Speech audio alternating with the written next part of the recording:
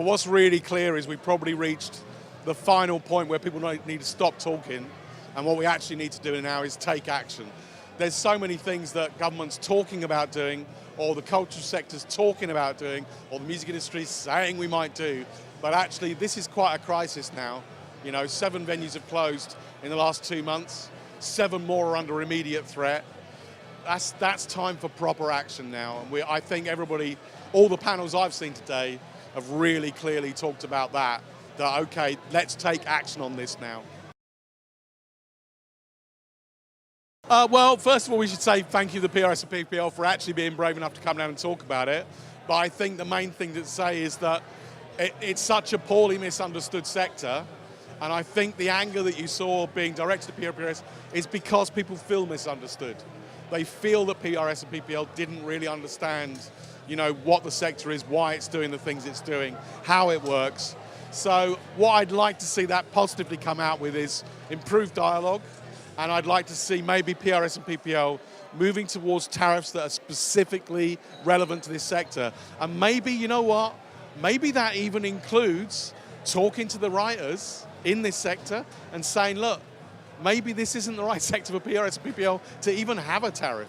Maybe we're all investing in the future of these venues together, and that's what we should be doing. But that's up to them to produce and think about. But I think it's very clear they need to do something that's relevant to the sector. That's what came across. Well, the Arts Council isn't doing everything it can. I mean, that we have to be really clear on. They could do something very culturally significant, and that's what we've encouraged them to do, which is to say, we cannot solve this. It would be great if they came out publicly and said, we can't do this. There's too many venues. It's too big a budget. They're too complex for us to understand. They don't operate in a way that fits in with the system we already have. So actually, let's rethink this. You know, and if there is some public money, let's create a body that can administer money for grassroots music venues in a way that makes sense to those venues. You know, but that isn't the Arts Council, I'm afraid, and that's not their fault. They do a great job in lots of sectors, but they're not appropriate for this sector. And that's why you've seen venues today saying, I'm not interested, I know it's not for me.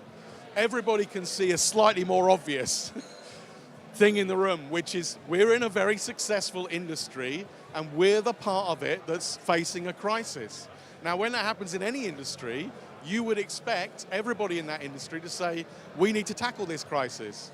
And I think everybody is starting to think, well, wait a minute, you know, in a city like Cardiff, when Ed Sheeran turns up and plays a great stadium gig that people love, and it's a multi-million-pound gig, the local venues can't open their venue because people can't park near to it because of the parking restrictions that have been put in place to make the Ed Sheeran gig happen.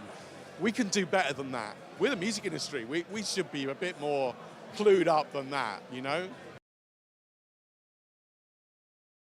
No, I think the point is actually within the music industry itself, we're already looking at sectors of the music industry that have already thought about their own protection. For example, not picking on anybody, but there is a facilities fee on every ticket at every major arena in this country.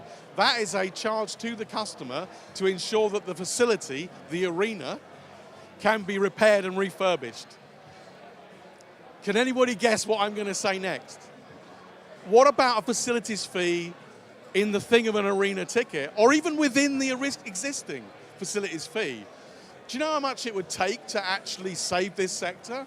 Probably like 50p on a ticket. People are paying £300 to see the Rolling Stones. I'm guessing they'd probably be comfortable with paying 50p of that £300. They don't need to pay any more, but if 50p of that went to save the Ealing Club, where the Rolling Stones formed, then we wouldn't have a problem with the Ealing Club. You know, that to me seems incredibly obvious.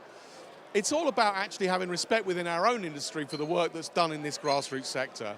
And I think for too long, because it's so independent and it's so diverse, for too long people have just sort of sat around and said, that's not really my problem. 35% of the venues have closed. It is your problem. There were 25 venues on the Oasis tour that broke them in the UK. 9 of them are left. It is your problem. You're not going to get these bands that you want to fill the stadiums and the arenas if we don't have the venues for a young person, and that's who it's about, to put a single foot on a single stage in their own town and perform their own songs for the first time. If we don't get that right, we should just give up. There's still something incredibly visceral, incredibly personal and emotionally connected about standing 3 feet from the stage and having the singer's sweat hit you in the face and looking at the guitarist while he basically thrusts his groin at you. And, you know, yeah, exactly, you know, like there's something so totally connective about it. In an era in which we're really losing that kind of sense of community, these are the communities. Wherever they are in our towns and cities, especially ones in rural places, you know, they're so important. If you've got even a vaguely different coloured hair or are thinking about getting different coloured hair, then you're going to go to that music venue and you're going to think, yeah, I can do this. I can be who I want to be. They're outlets for social action, for community action. Today we've been working on a plan to work with Love Music, Hate Racism in every venue in the country. Who can do that? These venues can do that. That's what they're about.